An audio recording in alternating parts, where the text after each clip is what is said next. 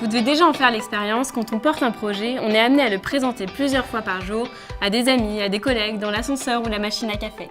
Savoir pitcher est donc indispensable pour attirer des cofondateurs dans votre équipe, mais aussi pour embarquer un maximum de gens dans l'entreprise avec vous, à commencer par votre manager et le sponsor du comité de direction qui soutiendra votre projet. Ce qui compte, c'est qu'après avoir écouté votre pitch de 2 minutes, votre interlocuteur se dise 3 choses. C'est une super opportunité, pourquoi on n'y avait pas pensé avant? J'ai une confiance totale dans cette équipe pour mener à bien ce projet. Et enfin, je sais comment l'aider et j'ai envie de m'impliquer pour l'aider à réussir. Voici donc 5 conseils qui sont aussi 5 étapes pour réussir votre pitch. Innover, c'est changer le statu quo. Or, pour amener quelqu'un à vouloir le changer avec vous, il faut qu'il partage votre conviction que la situation actuelle n'est pas tenable ou qu'il y a une opportunité en or à saisir. Et bien trop souvent, malheureusement, les entrepreneurs parlent trop vite de leur solution avant d'avoir démontré pourquoi et pour qui elle était indispensable. Pour faire ce constat, utilisez des faits et des émotions. Des faits comme des chiffres clés issus d'un sondage ou d'une étude d'opinion. Cela peut être aussi des tendances sociologiques ou même des estimations de ce que votre entreprise ou de ce que vos clients perdent aujourd'hui comme argent et comme temps à cause de ce problème. Utilisez aussi des émotions que vous pouvez transmettre à travers un récit personnel ou celui d'un client fictif ou réel. N'hésitez pas à dramatiser votre propos. Les gens retiennent beaucoup plus ce que vous leur faites ressentir que ce que vous leur dites. Expliquez maintenant en quoi vous et votre équipe êtes les mieux placés pour résoudre ce problème. Créez la confiance en montrant vos compétences, vos expériences et réalisations passées, ainsi que votre proximité, votre connaissance intime du problème ou de votre segment de clientèle. À ce stade, si vous avez bien réussi votre intro, votre interlocuteur devrait ressentir de la frustration qu'une telle situation et qu'un tel problème existe et qu'il n'y ait toujours pas de solution pour la résoudre. C'est le moment, votre moment, de présenter votre proposition de valeur, c'est-à-dire la réponse que vous allez donner pour résoudre ce problème. Présentez votre solution en 2 ou 3 phrases simples. Pas besoin de rentrer dans les détails sur le fonctionnement ou les technologies, vous pourrez y revenir s'ils ont des questions. Concentrez-vous sur l'essentiel, c'est-à-dire la proposition de valeur. Qu'est-ce qui fait que vos clients vont acheter votre solution plutôt qu'une autre? Maintenant, c'est le moment de projeter votre interlocuteur vers le futur. Présentez votre vision de ce que vous voulez changer sur le marché et votre estimation du potentiel économique de votre solution. Par exemple, si vous étiez Airbnb, vous montreriez d'abord qu'il y a des milliers de personnes qui utilisent le site Couchsurfing pour dormir chez l'habitant quand il voyage. Vous montreriez ensuite l'ampleur du marché de l'hôtellerie.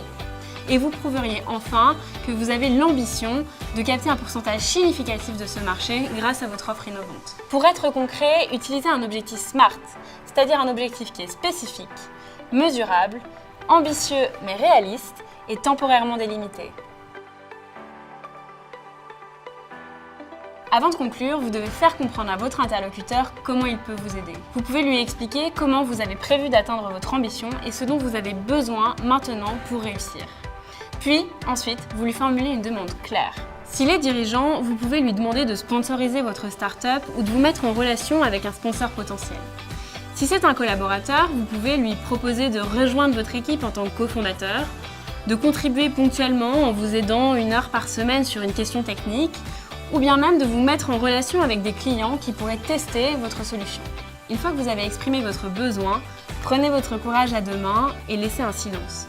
C'est à lui, maintenant, de se positionner. Prenez du temps sur l'écriture de ce pitch et pour vous entraîner à le dire avec passion. Il faut vraiment qu'on sente votre envie totale et votre confiance absolue dans la réussite de ce projet. Si vous maîtrisez la structure du pitch, il sera d'autant plus facile de le personnaliser en fonction des attentes de votre interlocuteur. Et ce qui sera plus sensible à des objectifs business, à un impact social ou environnemental, ou bien encore à une innovation technologique ambitieuse. N'oubliez pas, le pitch est vraiment l'outil le plus important pour passer de l'idée à la start-up. Et on n'a pas 2 fois l'occasion de faire une bonne première impression. Entraînez-vous donc un maximum auprès de vos collègues, de vos amis, de votre famille et demandez-leur surtout des retours constructifs pour voir si votre message est vraiment clair. Quand on est plongé dans son projet, on oublie un peu de voir les défauts de notre argumentation. En résumé, voici les 5 conseils pour réussir un bon pitch. 1. Démontrer qu'il y a un problème à résoudre. 2. Prouver votre légitimité pour résoudre ce problème. 3. Montrer que votre solution répond au problème d'une manière innovante. 4. Présenter l'impact potentiel et l'ambition de votre projet. Et 5. Impliquer votre interlocuteur. C'est désormais à vous de jouer, mais découvrez juste avant comment vos collègues intrapreneurs ont réussi à convaincre.